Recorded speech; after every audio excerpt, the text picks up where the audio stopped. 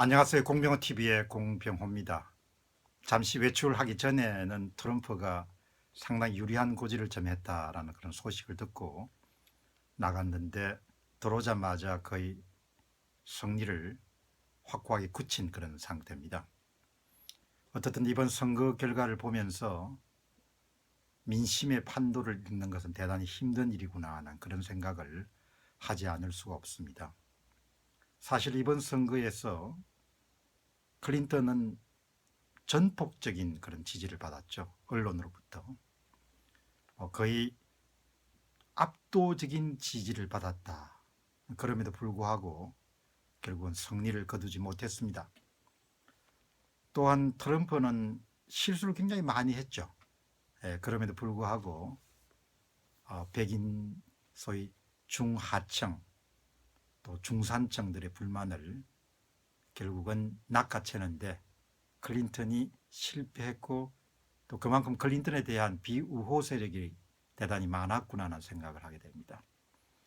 미국의 선거 역사를 보면은 2차 세계대전 당시에 루즈벨트 대통령이 민주당 후보로서 연속 3회 정도 이렇게 당선된 걸 제외하고는 대부분 미국 선거에서는 재임을 하고 나면 그 다음에 민주당에서 공화당으로 공화당에서 민주당으로 이렇게 넘어가는 그런 일종의 패턴이 이번에도 반복이 됐습니다. 무엇보다 놀라운 것은 오바마 대통령이 50% 넘는 그런 재임 끝까지 막강한 그런 지지를 받은 상태에서 끊임없이 클린턴을 지지했고 또한 또 부인도 동원이 됐고 그럼에도 불구하고 결국 미국의 유권자들은 클린턴 가문보다는 변화를 선택했습니다. 아마 트럼프가 일을 시작하더라도 대통령이 할 수 있는 그런 부분이 대단히 제한적이구나 그런 부분을 아마 깨우칠 것으로 봅니다. 권력에 들어가기 전과 들어간 이후에 대부분 권력자들이 느끼는 것은 바깥에 있을 때는 무엇이든 할 수 있었는데 막상 들어가 보니까 예산이나 아니면 권력 구조상에서 자신이 할 수 있는 일이 대단히 제한적이다. 그런 고백을 많이 들어놓죠. 우리로서는 한국에 대한 그런 정책 변화나 이런 부분들에 대해서 클린턴이 됐을 때에 비해서 조금 걱정이 늘어난 상태입니다. 제가 개인적으로 트럼프의 당선 소식을 접하면서 조금 우려하는 것 중에 하나는 사람은 모든 사람에게 일률적으로 적용이 되지 않겠지만 공익 세계에서 이렇게 갈고 닦은 공익적 인간이 있고 사적 이익을 평생 동안 추구했던 사익적 인간 두 종류의 인간이 있다고 봅니다. 근데 초창기의 출발이 개인의 사익을 추구하는 데서 출발해서 수십 년을 이렇게 닦아온 사람들은 일종의 공공의 임무를 맡았을 때 그 공공의 임무가 좀 생경한 부분에 속하는 것이죠.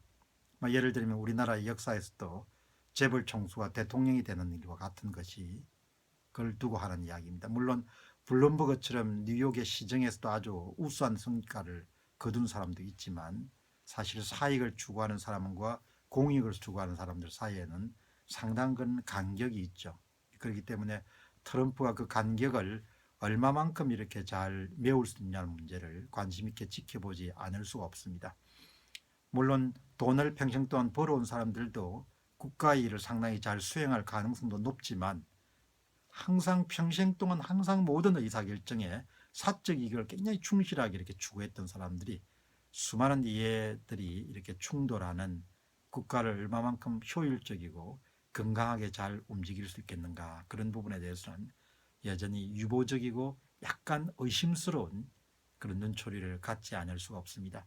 미국의 대통령이 갖고 있는 그런 역할, 파워, 그다음에 영향력 같은 부분을 이렇게 생각하면은 사익적 인간으로부터 공익적 인간으로 얼마만큼 신속하게 자신의 역할을 재조정해 나가느냐 문제가 트럼프의 성공에 결정적 요체지 않겠냐는 생각을 하게 됩니다.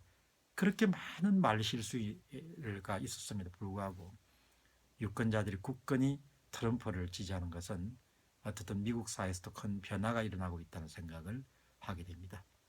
아무튼 클린턴이 당선됐을 때 비해서 트럼프를 상대하는 것은 한국으로서는 벅찬 일이 될 가능성이 높습니다. 공병호 TV의 공병호였습니다. 감사합니다.